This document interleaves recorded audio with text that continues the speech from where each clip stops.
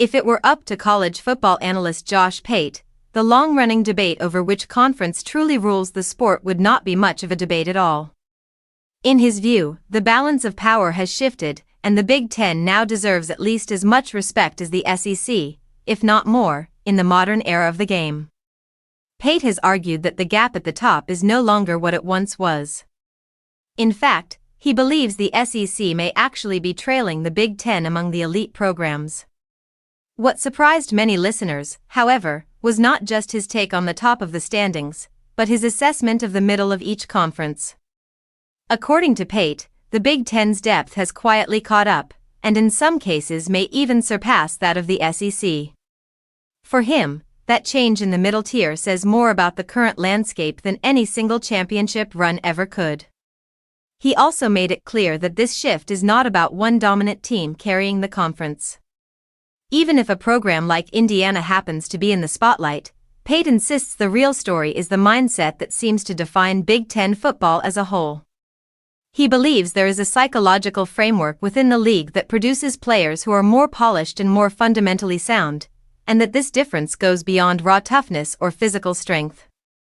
Pate suggests that many Big Ten players appear to be wired differently. In his view, they place a heavier emphasis on the core elements of the sport, the blocking, tackling, positioning, and discipline that decide games long before the highlights are edited for television. He contrasts this with what he sees in parts of the SEC, where branding, spectacle, and individual flash can sometimes take center stage. To him, the Big Ten approach is less about style and more about substance.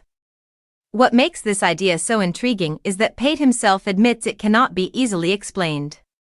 It is not something that can be taught in a practice drill or measured in a weight room. It is not a stat, a scheme, or a recruiting ranking. It is simply a cultural difference that seems to exist within the conference, shaping how players prepare, how they think, and how they execute on the field. Pate is also aware that his argument sounds unconventional, even contradictory. He acknowledges that calling such a mindset both intangible and influential feels almost ridiculous. Yet he maintains that this very concept has long been part of the SEC's identity, and that he now sees a similar, if not stronger, presence of it within the Big Ten. The difference, he argues, is that the Big Ten expresses it through discipline and fundamentals rather than through star power and spectacle. Whether fans agree or disagree, his comments challenge a narrative that has dominated college football for years. They invite a fresh look at what truly separates conferences, not just in talent, but in identity.